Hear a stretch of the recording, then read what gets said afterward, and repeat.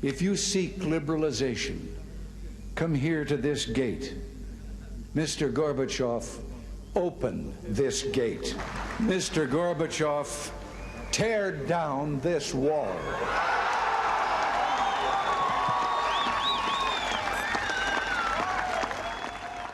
Who can forget that? President Reagan speaking those famous words at Brandenburg Gate in 1987. That moment happening 2 years before the fall of the Berlin Wall. Today marks 30 years since that barrier came down and freedom was finally let in. Right now, on the left of your screen, you're looking live at the ceremony that's happening underway in Berlin. The Chancellor Angela Merkel and others are there, as well as the Deputy Secretary of State from the United States. I'm joined now by Peggy Grande. She's a former executive assistant to President Reagan, author of The President Will See You Now, My Stories and Lessons from Ronald Reagan's Final Years. Peggy, thanks for coming on.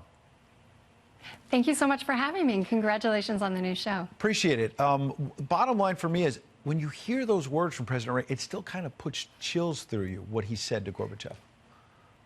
It does. And for him, it was the culmination of a lifelong fighting of communism. Back to when he was president of the Screen Actors Guild, he was concerned about the Red Scare in Hollywood. And we certainly remember those words at the Berlin Wall. But prior to that, he was calling the Soviet Union an evil empire. He was saying that they were destined for the ash heap of history. And while that made many people nervous because they thought it was too confrontational, they were instead calling the Soviet system a giant misunderstanding. He believed it was the very foundation between good and evil and right and wrong. And aren't we glad he boldly proclaimed those words at that gate that day? When you take a look at your book and the lessons learned from President Reagan that you learned up close working for him, what do you think we should be thinking about 30 years later?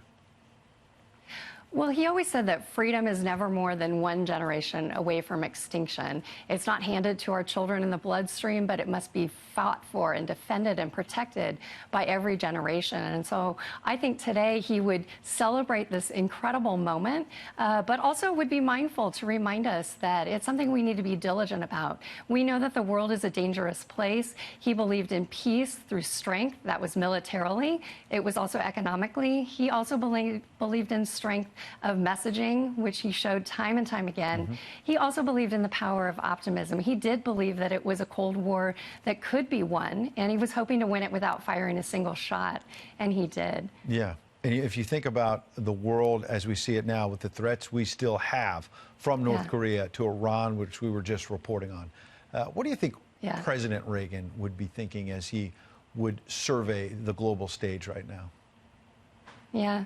Well, he always believed in face-to-face diplomacy, and so he did believe that it was vital to get face-to-face with these leaders, and he believed that there was nothing that couldn't be solved if two people sat across the table from each other. And even though he believed that the Cold War would be won, I think he would be maybe a little surprised at how quickly it was won.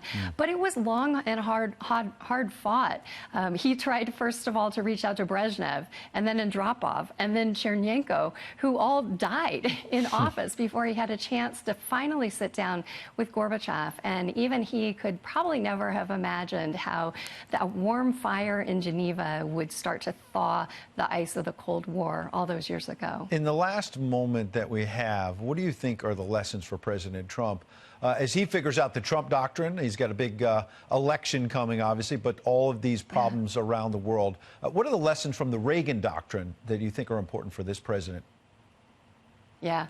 Well, Reagan always said the strategy is we win, they lose. But he surrounded himself with strength of allies as well. He looked to Margaret Thatcher and Pope John Paul II, who were allies in putting pressure on communism all over the world. And ultimately, he looked to the people. He believed that people, once they got a taste of freedom, they couldn't help but want more. And so that's the real lesson. He knew capitalism and communism could not coexist side by side.